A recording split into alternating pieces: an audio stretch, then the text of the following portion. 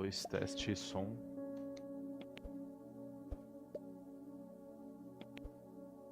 Dois.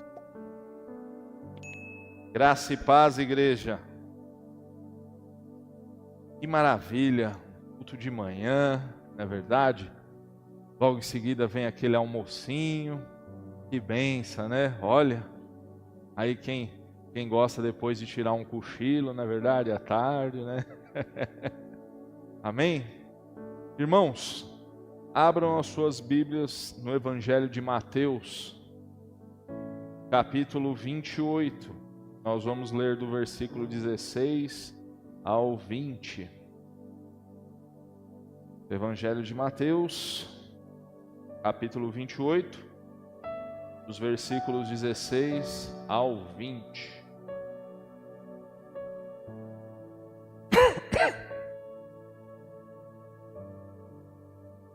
E o título da minha mensagem é A Grande Comissão ou a Grande Omissão?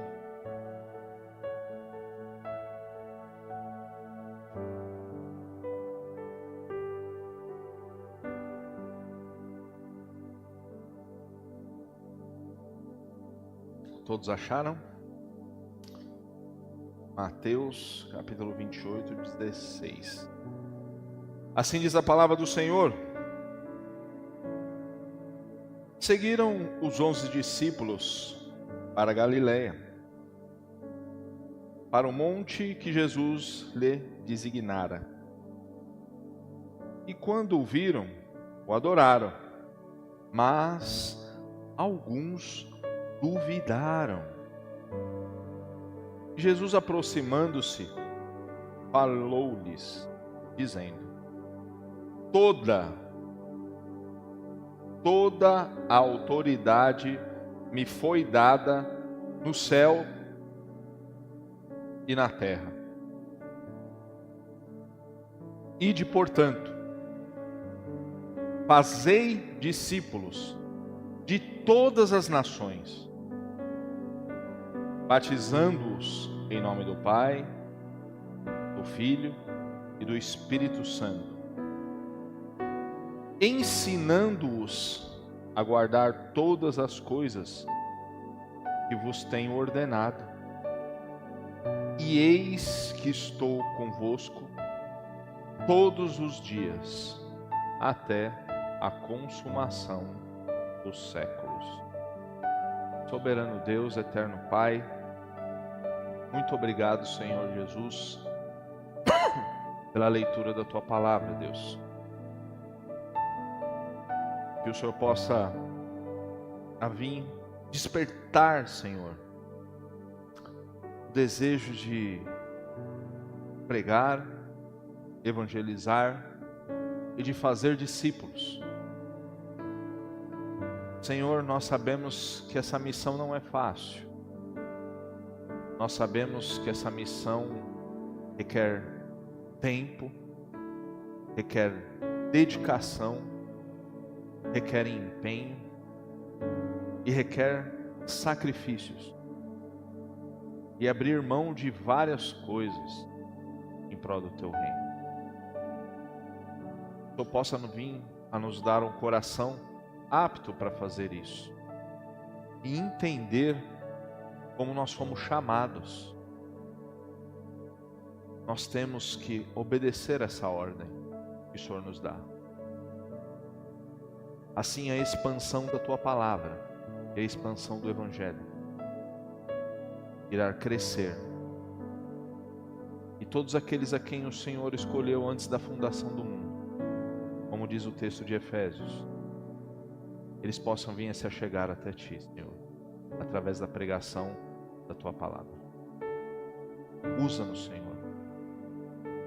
Nos dá esse espírito de ousadia e não de medo, como o apóstolo Paulo fala. Que a gente possa vir a estar com o nosso coração dedicado à Tua obra. Nós sabemos que isso não é fácil, mas o Senhor fez uma promessa, que estaria conosco até os últimos dias, até a consumação dos séculos. E nisso nós cremos. É isso que eu te peço e desde já te agradeço. Em nome de Jesus Cristo. Amém. Irmãos, esse é um texto muito conhecido de Mateus capítulo 28, onde Jesus dá as suas últimas instruções. E aqui nós vemos uma grande chave hermenêutica para todo o entendimento da Escritura, para todo o entendimento da missão de evangelização. Quando a gente começa a olhar o capítulo 16, nós vemos no Monte da Galileia um cenário de despedida do Senhor. Um cenário de envio dos seus discípulos. Um cenário onde Cristo dá essa autoridade para eles irem e fazer discípulos. Porque essa autoridade foi dada a Ele. Quando Ele vence a morte, ressuscita, está glorificado com o Pai. Quando nós olhamos nesse sermão, nessas últimas instruções de Jesus no monte, Jesus já tinha feito um grande sermão no Monte da Galileia, onde terminado esse sermão, as pessoas ficaram maravilhadas e encantadas com seus ensinamentos. Onde as pessoas começaram a ouvir aquelas palavras e foram impactadas a mudar de vida, mudar de direção. Começaram a entender realmente o que é o reino de Deus. E quando a gente olha para esse cenário de Jesus no monte, nós podemos ver que na tradição judaica, o monte, ele sempre tem um significado. E um significado especial. Na tradição judaica, quando nós vemos em Êxodo, Moisés sobe ao monte para receber as tábuas da lei, onde o próprio Deus fala com Moisés. E na perspectiva judaica cristã também, nós podemos ver a mesma coisa. Jesus no monte, o próprio Deus encarnado, ensinando, discipulando e dando as suas últimas instruções. Quando nós olhamos isso, nós podemos reparar em uma grandíssima verdade. Todos aqueles que saíram para o monte, eles voltaram cheios do poder de Deus. Todos que iam ao monte saíram de lá impactados. Todos voltaram impactados. Desde Moisés, com a grande presença de Deus, com o próprio Cristo, que ensinou a palavra encarnada, o Logos de Deus, ensinou todos os seus discípulos ali. E quando nós podemos ver essa mudança radical na vida dos discípulos, com essa grande missão, e assim começa a história da igreja. Mas nós não vamos entrar na história da igreja em si. Nós vamos nos concentrar nessa passagem da sua despedida, da sua comissão.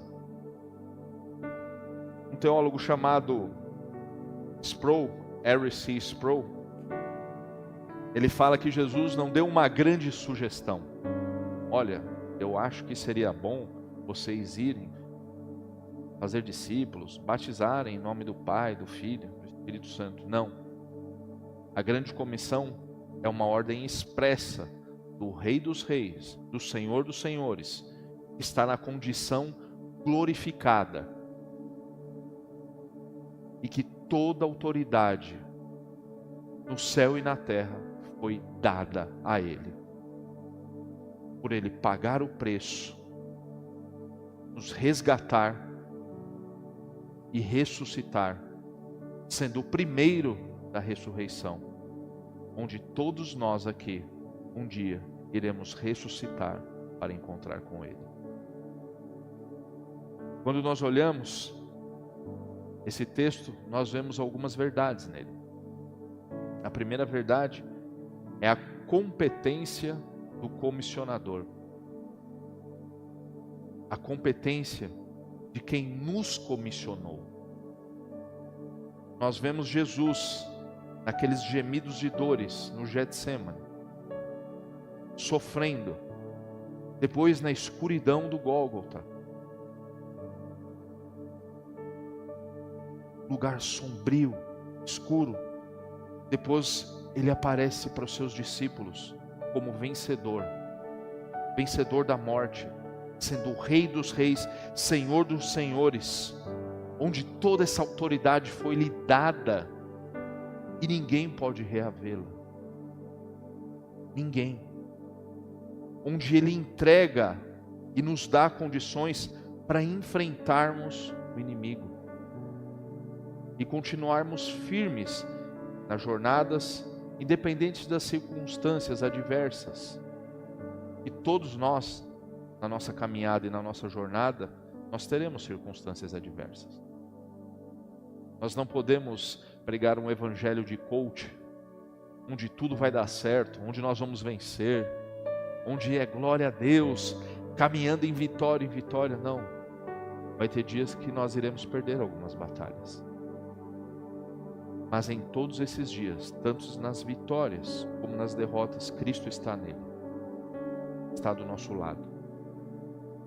Essa é uma promessa que Ele nos fez, que estaria conosco até a consumação dos séculos. E por isso, nós saímos vitoriosos.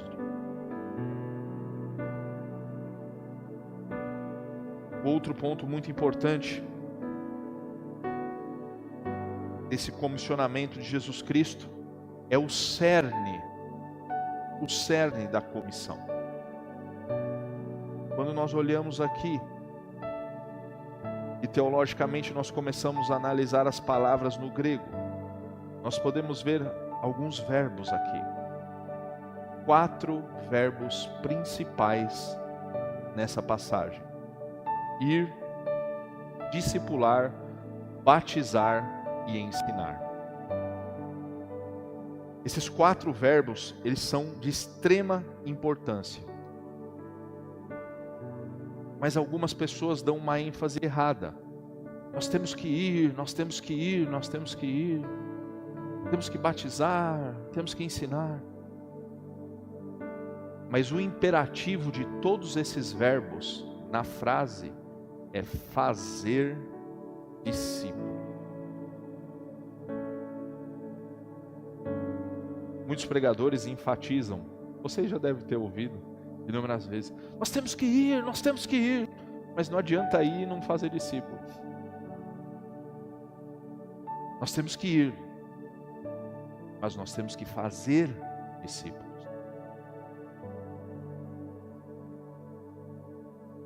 Indo, batizando e ensinando, nós temos discípulos. Os discípulos são o resultado de ir, de batizar, de ensinar. E não é por acaso que o verbo fazer discípulos é o imperativo da frase. Não é por acaso. Quando nós olhamos na nossa língua portuguesa, esses verbos no grego, eles estão no particípio grego. Ah, Ricardo, isso parece meio confuso. Quando nós vemos para a língua portuguesa, esses verbos estão no gerúndio: indo, batizando, ensinando. O que é o gerúndio? O gerúndio é o sufixo. O verbo é ensinar. O sufixo, ensinando. Ele vem com o sufixo, por isso que ele se encontra no gerúndio. É um verbo adicionado a um sufixo. Só que quando a gente começa a entender isso, irmãos, isso vai muito mais além do que simplesmente só anunciar o Evangelho para uma pessoa. Isso vai algo ainda mais profundo, porque indo, batizando, ensinando, a conotação disso no original é repetição. Isso é uma constante repetição. Nós temos que estar constantemente indo, ensinando, batizando. E aí nós temos os discípulos. Quando nós olhamos para o texto original, a ênfase é em constância. Em não é ser feito uma única vez, é que continuar sendo feito. Como na nossa caminhada cristã, nós temos que continuar crendo, orando, meditando na palavra. Constância. Não é só uma vez, são várias e várias e várias e várias vezes. Isso expressa a dimensão do nosso cotidiano de vida. Você come uma vez só? Você escova os dentes uma vez só? Espero que não. Você toma banho uma vez só? É constante. É feito todos os dias. E aqui no original, é essa a ideia que o texto passa. Ser constante sendo feito no cotidiano da vida da igreja.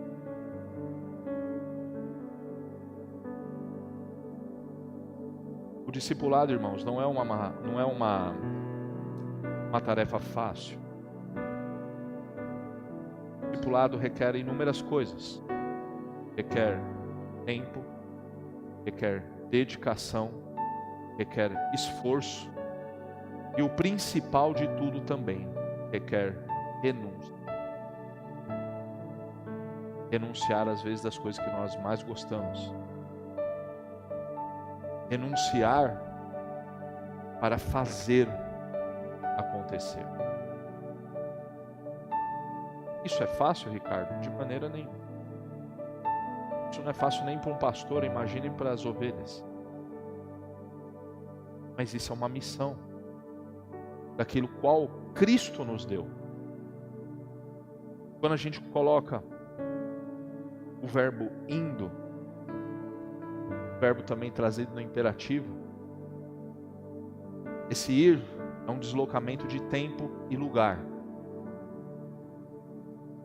Nós teremos que ir em lugares que nós nunca fomos. Nós teremos que gastar tempo que às vezes a gente não tem. Mas isso também faz parte do discipulado. Ir, tempo, lugares. Não é fácil. De maneira nenhuma. Batizando. Quando nós falamos em batismo, nós falamos no sacramento. É uma marca onde a pessoa ingressa no povo de Deus, na aliança do povo de Deus. É uma marca que o discipulado está obtendo também resultados.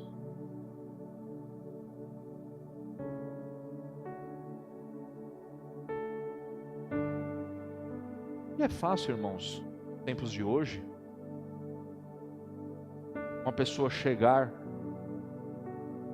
a se batizar, sabendo inúmeras tentações que o mundo oferece, tendo que renunciar tudo isso lá fora para uma vida de santidade?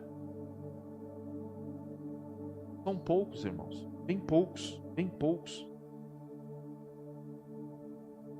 Ensinando é uma dimensão extremamente importante do discipulado de Jesus. Nós sabemos que nós temos inúmeros professores aqui na igreja.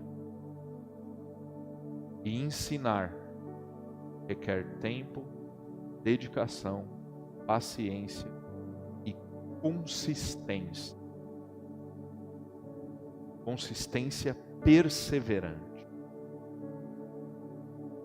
Quando os alunos vêm para a escola, eles já vêm sabendo das coisas. Aquele tempo que você tem, justamente é o tempo que você vai procurar ensinar alguma coisa para eles. E quanto tempo uma professora gasta para ensinar um aluno até ele aprender alguma coisa? Nós sabemos que alguns são mais desenvolvidos, que vão bem, e rapidinho, pegou as coisas. Mas nós sabemos que tem alguns que demoram um pouco mais. E também é assim os irmãos da igreja. Uns vão seco, outros vão até pegar o jeito. Requer tempo. Não é fácil. O trabalho de ensinar realmente, discipular uma pessoa, ensinar ela preceitos da vida cristã, isso requer tempo. Isso não é uma tarefa como um curso que você compra na internet de 3 semanas e aí você fica rico. É uma mentira, né? Esses cursos. O cara vende curso para ensinar você a ficar rico, mas ele ficou rico vendendo o curso. Parece uma piada, mas isso é verdade. Tem muita gente que compra. O cara é coach de vender curso, né? Aí é bom, né? Como é que você ficou rico? Vendendo curso, né? É um cara que não sabe de nada ensinando menos ainda para um cara que não sabe. Infelizmente também vemos isso em algumas igrejas. Cego guiando outro cego. Ensinar requer tempo, dedicação. Não é uma tarefa fácil. E quando nós falamos no final, discipulado, é fazer com que essa pessoa que já entendeu a palavra de Deus comece a caminhar por si só na vida cristã. Quando ela já está firmemente alicerçada, quando ela já é um discípulo que entendeu a mensagem da cruz, e agora ela está apta para fazer outros discípulos e ajudar a fazer outros discípulos.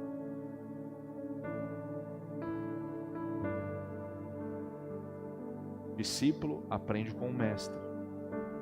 E nós aprendemos todos os dias com o mestre Jesus. Nós podemos ver isso. É fácil. Só que além de ensinar, batizar, ir e fazer esses discípulos, nós temos que entender o alcance dessa grande comissão que Jesus Cristo nos deu. Fazer discípulo de todas as nações, etnias, povos com a sua cultura e língua. Onde tiver um povo com uma língua e com uma cultura, ali o evangelho tem que ser ministrado. Todas as nações. Nós vamos nos deparar com pessoas que às vezes são brutas, truculentas, difíceis de entender, mas que podem ser alvo da graça de Deus. que a gente vai ter que investir um tempo. A gente vai ter que investir horas, dias, meses, para que essas pessoas entendam essa mensagem. E quando a gente consegue entender essa ordem de Jesus ressurreto, que venceu a morte, é rei soberano sobre todas as coisas, nos manda a pregar o evangelho, fazer os discípulos, nós não podemos desobedecer essa ordem. Isso é uma ordem expressa do rei, fazer discípulos. E fazer discípulos requer arregaçar as mangas. Nós não podemos cruzar os braços, ficar esperando. Nós temos que ir. Nós temos que buscar pessoas em lugares. Senão, isso pode virar a grande omissão. Certa vez estava conversando com um seminarista e ele chegou e comentou que tinha uma igreja presbiteriana, e ele estava procurando um pastor, mas que esse pastor não falasse em missões, não tivesse foco em missão e evangelização. Quando nós ficamos sabendo disso, nós ficamos extremamente decepcionados com essa igreja. O presbitério ficou extremamente decepcionado. Porque essa igreja perdeu a visão. Essa igreja está construindo uma igreja para ela mesma. Essa igreja não olha lá fora as pessoas como um possível alvo da graça de Deus. A igreja perdeu o sentido da evangelização. Ela construiu uma igreja para si.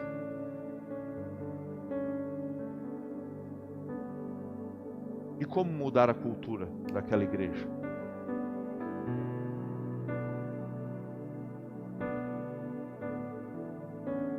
Ela declarou com a boca dela que ela não queria evangelizar. Ela não queria foco em missões e evangelizações.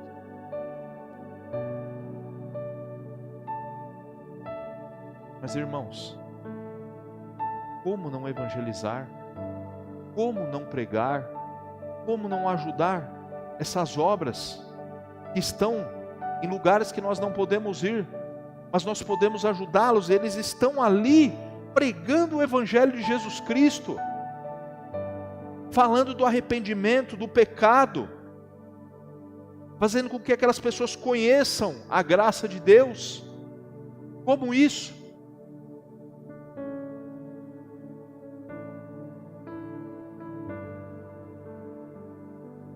Uma igreja que praticamente anunciou a própria morte. E nós, como comissionados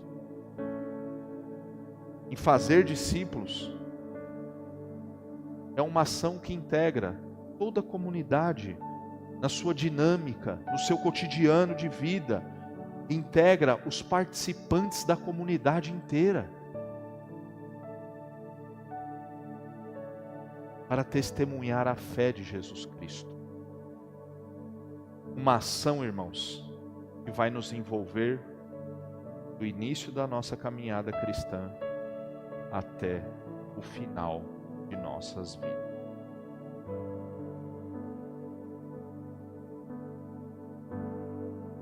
Que a gente possa ter esse espírito, irmãos.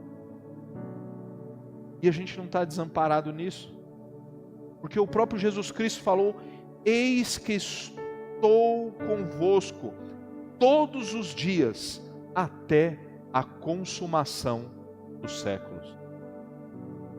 Se você precisava do incentivo, o incentivo está aí. Ele está com você todos os dias. No seu acordar e no seu deitar, no seu ir para o trabalho, no seu voltar para o trabalho, no seu cuidado da casa, no seu cuidado com a família, no seu cuidado com a igreja, todos os dias Ele está com você até a consumação. E essa promessa não é vã. Essa promessa veio de quem venceu a morte, ressuscitou e está glorificado com o Pai. Que a gente possa ter esse espírito da grande comissão. Entender a missão de evangelização. Entender a missão do crescimento da obra de Deus. Entender que o Evangelho vai muito mais além. A igreja, a pastora Mauri fala um negócio muito interessante. A igreja é o nosso QG, onde a gente se reúne, bola estratégias, faz melhorias para a igreja, e a gente recebe a palavra e sai para pregar ela. Que a gente tenha verdadeiramente conhecido o sentido da grande comissão. Soberano Deus, eterno Pai, muito obrigado, Senhor Jesus, por mais esse momento maravilhoso, no qual o Senhor nos dá o privilégio de participar da pregação do Evangelho, da pregação do reino de Deus, da pregação onde envolve o ir, o batizar, o ensinar e o discipular. Obrigado, Senhor Jesus, porque nós somos os teus discípulos também. Estamos aprendendo todos os dias, Deus, todos os dias. E esses 4 verbos que foram falados aqui, eles possam ser entendidos, meditados todos os dias na nossa vida. Indo, batizando, ensinando e fazendo discípulos. Que a gente possa despertar e que isso seja o princípio de um grande avivamento aqui. Despertar. Isso é maravilhoso, Deus. Isso é bênção. Isso é um privilégio que o Senhor deu para a sua igreja. Participar da missão que é sua. Participar dessa missão de resgate, anunciando o Evangelho. Para aqueles que nunca ouviram. Para aqueles que às vezes têm aversões. Para aqueles que estão feridos aí, soldados feridos, que se decepcionaram na caminhada cristã, com homens, com igrejas. Que a gente possa vir, Senhor amado, ter esse espírito de ousadia, como o apóstolo Paulo fala, pregar o Evangelho. E que em nome de Jesus Cristo, a gente consiga mover essa grande comissão, Senhor amado. Nós cremos que nós somos chamados. Nós cremos aqui, Senhor amado, que nós somos escolhidos por Ti, por estar aqui. E obrigado pela Sua graça, Senhor, em nossas vidas. Senhor Jesus Cristo, o Senhor nos dê sabedoria, humildade, muita humildade, para que a gente se coloque ao falar: eis-me aqui, Senhor, eis-me aqui. Eis o teu servo para trabalhar na tua obra. Eis-me aqui no que eu posso ajudar, Senhor. Para que nos tornemos relevantes no bairro, relevantes em São Miguel, em São Paulo. Nós sabemos que o Senhor reconhece os nossos esforços, nossos trabalhos. Nós sabemos que nós temos um povo fiel aqui, Senhor. Obrigado por que a gente possa vir cada vez mais a participar dessa grande comunidade. É isso que eu te peço.